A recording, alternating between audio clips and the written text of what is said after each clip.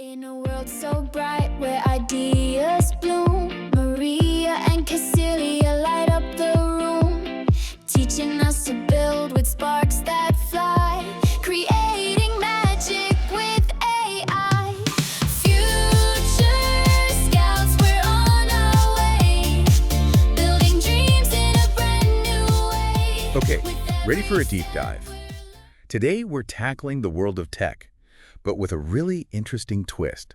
We're going deep into the career of Maria Skjerven. It's really fascinating, her journey. Yeah, she's a true pioneer, wouldn't you say? Not just keeping up with tech, but actively shaping it. Absolutely. We've got this great profile on her from Future Scouts, by the way, the company she founded. Talk No about presence. limits here, just endless Welcome to skies. Future Scout's first podcast, where we'll explore AI's impact on everyday life and the future.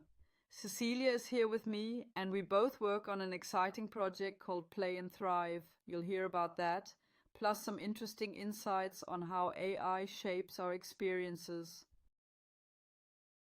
Yeah, and thanks for having me. So glad you're here.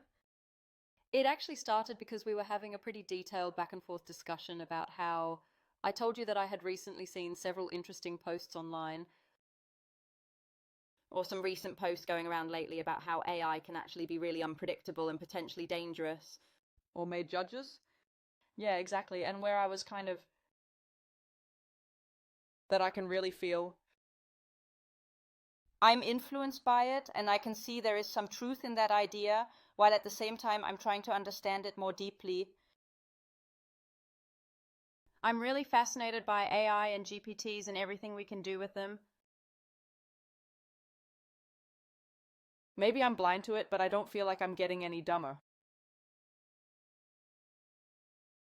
So what's really going on? Am I just blind to the fact that maybe I'm not getting any smarter over time? I feel like I'm producing a lot, but maybe I'm not actually improving at all. What's really happening here? We have a few different angles on that, right? Yeah, and among other things, we found this report from MIT Media Lab, where a cross-disciplinary group did a study. Students had to write essays and were split into 3 groups. One could use ChatGPT, another could use Google and other search tools, and the last group could only use their own brains.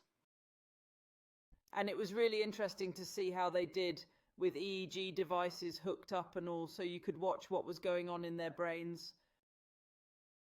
And you could clearly see that those who only used ChatGPT actually, there was less brain activity and they obviously learned less. So what happens is something called cognitive debt. It's like a quick fix you get in the moment to solve the problem and move on, but afterward you barely remember what you wrote about and there's no real learning embedded. That quick fix might help you finish the task quickly, but it doesn't really stick in your mind. What was particularly interesting in that study was that at the end, they swapped these people around. So those who'd only used ChatGPT were then forced to rely solely on their own brains, and those who had only used their brains first had to switch over and use ChatGPT for the same tasks. And it was pretty interesting to see with those who started out using ChatGPT and then had to switch to just their own brains, really struggled with the transition and still showed quite low neural activity even after trying hard. But those who first used their brains and then had to rely solely on ChatGPT, these individuals really used it smartly and showed lots of brain activity. This supports the idea I often compare to waiting until 3rd grade to give kids calculators after they've learned basic math like addition, subtraction, multiplication, and division. It's crucial to build that foundation first, so they truly understand the concepts instead of depending on shortcuts too early, and to use these tools properly. And here you had a pretty cool angle with this IKEA idea. Yeah, the IKEA effect. Yeah, and that's the effect where Why do we love IKEA so much? Some might say it's because everything is affordable and you get to take something home with you easily. But the real reason, according to studies, is that when we build or put something together ourselves, we tend to value it much more deeply. I've noticed this too, even though I might not explain it perfectly. For example, in Japan, people assemble these tiny, intricate birds that are very difficult to make, yet they cherish them immensely. And Gabel. And in gaming, yeah, exactly. So What happens is people start by making something they think looks pretty okay, even if it's nowhere near the level of those who've spent 20 years mastering their craft. Yet, when these beginners sell their creations, they often price their own pieces, the ones they've painstakingly worked on, higher than the professional work. It's because we tend to value things a lot more when we've struggled to create and learn them ourselves, which makes those efforts feel really important and personal. It's because we put effort into it, creating an experience that feels important and memorable, something we truly connect with and cherish more deeply. And we appreciate it differently. And I've been dealing with this for a while now, and honestly, I've had quite a few in-depth talks about it over the last day that we really need to dive into here. I want to say everything all at once because there's so much to unpack, but actually, one of the last important things we discussed was the idea of blending these concepts together. What if we could actually take a GPT model, mix it with this approach, and see what happens? And make it so it got, when you used it, you got the IKEA effect and that learning. And what did we do with that? We put it into a GPT, took the whole report Maria just talked about, took the IKEA effect, talked it through, and tried to combine it. I think we'll touch on that here too. What it concluded, what could be done. Because really now we can see that GPTs came out basically as an advanced version of Google, right? And honestly, many of us just ended up using them as blindly as we used Google before, not really thinking much about it. But what if GPTs came out with a different backend, like if we'd built it differently so it didn't give answers but helped us find them? So maybe that's what we should think about. Yeah, I can totally see that. Like, one of the things it offers is this idea that maybe it could help by giving a framework and then you fill in the details yourself, or it might build in thinking breaks, moments for reflection. That's really important when using these tools. We shouldn't just use them mindlessly or take everything at face value. We need to reflect and look beyond, like, how does this actually work? They also include some cool ways to serve information effectively. Serving information in layers, like giving hints, for example. There's a cool feature where if a user asks for full answers too soon, it gives partial ones instead and asks, what would you add? I find that fascinating because it promotes active thinking. If you know Sal Khan and Khan Academy, that website where students get help with subjects like math, they use an AI helper that guides learning step by step instead of just giving answers. It helps build understanding and confidence by supporting students without handing out solutions right away. A little helper, an AI assistant that never solves the problem for you, but always supports and meets the person exactly where they need it, and can even say no. The hypotenuse probably isn't exactly there. You might look a bit higher instead. It's like giving little hints to help the student find the answer themselves rather than just handing it over.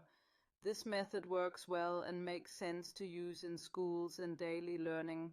So we're building a GPT system focused on this kind of supportive, interactive learning.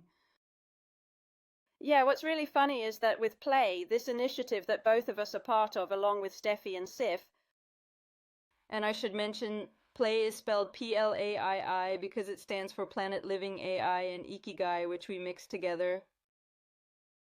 But really, quite early on in this whole new GPT world, which has only started up recently and is still evolving, then we created a human case.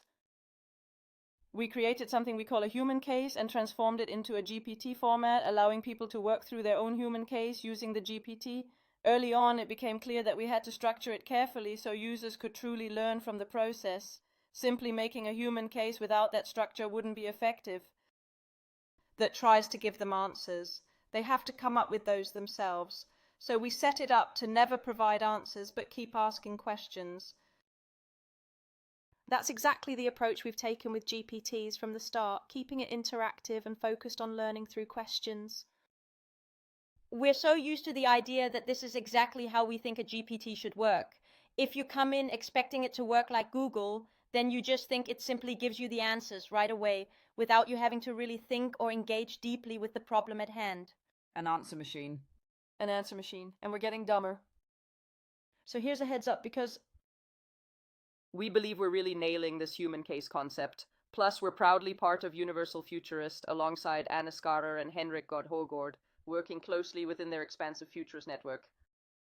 And they've just launched a new Second Brain Challenge, which is super interesting because it features a Second Brain GPT that doesn't give you answers directly, but instead prompts you with questions to help guide your thinking and learning process. And it's awesome. It's really cool. You're responding to different stuff than with human cases. But they've actually made a version 2.0 of the complexity of how a GPT can be structured more around questions than answers. And overall, the whole thing about asking questions, I think we need to do that more and more. We also listened to the Techno-Optimist Manifesto the other day, and it's not like we agree on everything, but one thing they mention is that it's better to ask questions without answers than to have answers that can't lead to new questions. Yeah. And I think there will be more and more questions we can ask ourselves also about who we are as humans when faced with this technology that provides answers to these challenges, right? Yeah. And this is exactly the kind of conversation we need. Here we are having it with you now, but what we really hope is that you'll take this podcast back home to your kitchen table or to your next party and start talking about it. It's not about having all the right answers, but about discussing what we want to do with these GPT models. And then, it's us, the users, who hold the power. Recently I heard only about 2% of AI and GPT use is for traditional business. The other 98% comes from everyday people using these tools in all kinds of daily life. So it's also us who can influence it. What do we want to achieve with it? If we use GPTs more for asking questions and learning, rather than just getting answers, if more people use them that way, as more tools develop and we adopt them, we must remember it's us users who shape what gets created and how it's used. Another fascinating aspect is how generative AI, like ChatGPT, truly democratizes skills that were once accessible to only a few people. As a former teacher, I find it incredibly rewarding and inspiring to see students who usually struggle with writing or spelling start to improve and gain confidence, all thanks to these innovative tools. It's amazing how technology can empower them, allowing those who previously felt left behind to finally shine and take pride in their work. This kind of support can make a huge difference in their learning journey. And some of the things you've actually seen yourself, what AI can do. For me, I was an old back-end developer. I'm not great at making things look good. But suddenly with ChatGPT and Canva, I realized they can create some pretty cool stuff together. These are some real handy tools. And just that alone lets me do more. Otherwise, I'd still need help. Suddenly I can do more, and that's how it will be for many of us. It'll really help those who've struggled a lot. That's exactly what the study shows. It lifts people from the bottom, providing support where it's needed most and helping those left behind. With AI's arrival, it will lift from the bottom up, and I said something a bit provocative at a futurist meeting yesterday, that this whole thing about it's really the smartest ones who strangely seem to get dumber over time, that's worrying. It's mostly those who shout the loudest in the news, the really smart ones who see an opportunity and say, I'll just use this tool to find all the answers and share them. But that often makes us dumber, not smarter. Meanwhile, at the other end, people struggling with learning, like those with dyslexia and others who often get overlooked, face real challenges with how we're wired to learn. They are being lifted. And honestly, I really don't mind if the top 5% of the smartest people become a little less sharp, as long as the bottom 40% improve significantly and start catching up. In these contexts, when we talk about intelligence with IQ, we could say something else about IQ, but that's a whole different conversation. Just imagine if the bottom 40% smarter by maybe 10, 20, 30 or 40%. That would be way more important than whether the dumbest or smartest 5% get a little less smart. Plus, it wouldn't be all of them because some won't use it to cheat but to actually get smarter. It's not just about having GPT spit out answers for us. No, and I think there's something about getting a wide range of answers because suddenly you have access to some kind of collective intelligence. Actually, I had a guy in one of my workshops who said, since I started using GPT, I actually feel like a really biased white middle-aged man myself, because now I see perspectives and viewpoints on things that I'd never even thought about before in my life, which really opens my mind. And similarly, I spoke with a woman who's disabled. She's in a wheelchair and has become a handball coach, or more precisely, she runs her daughter's handball club. She said it's really hard for her to understand what it's like for someone who can jump around playing handball energetically. Since this intrigued me, I decided to chat with ChatGPT to try to grasp that experience better, to get a deeper understanding of what that feels like from her perspective. So basically, you can step into different roles and experiences since everything's almost at your fingertips now. It's a really immersive way to explore perspectives.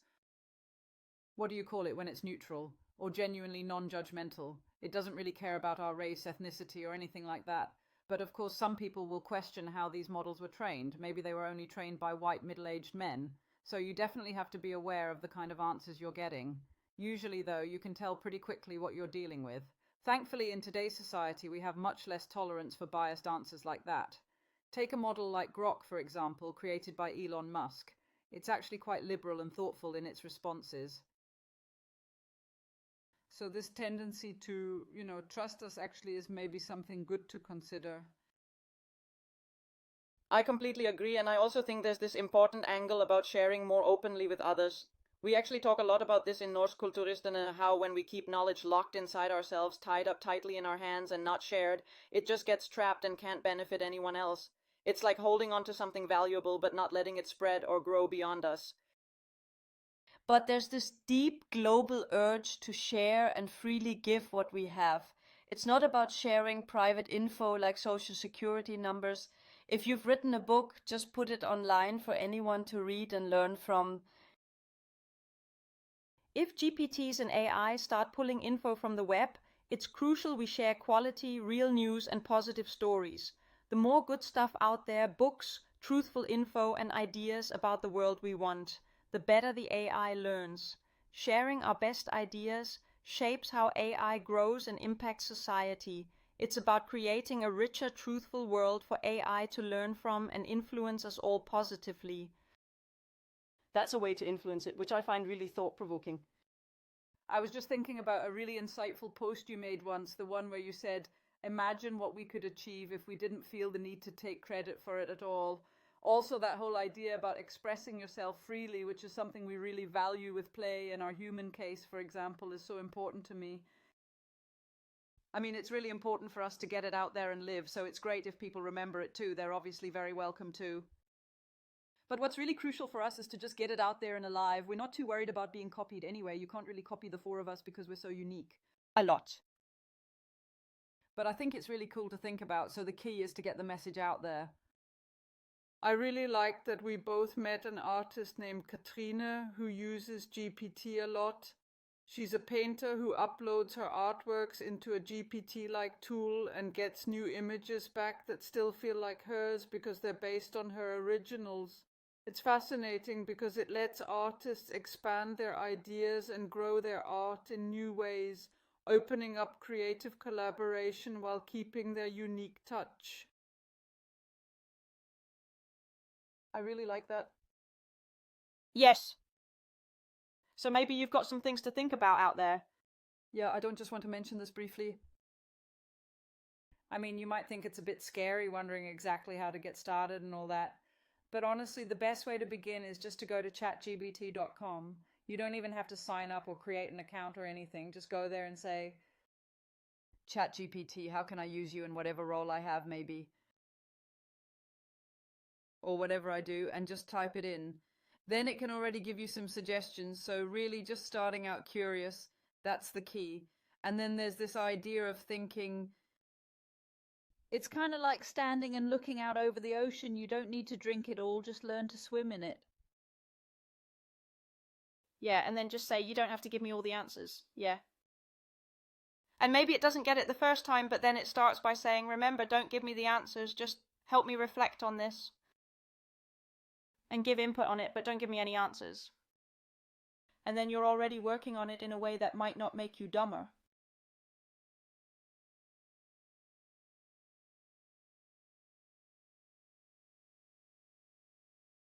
I'm sure a new episode will be out very soon. Definitely. Stay tuned. Hi.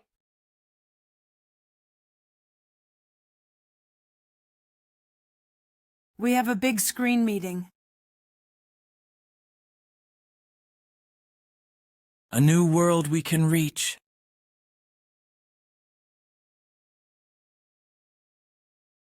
Soul. That's what our brain and soul are for.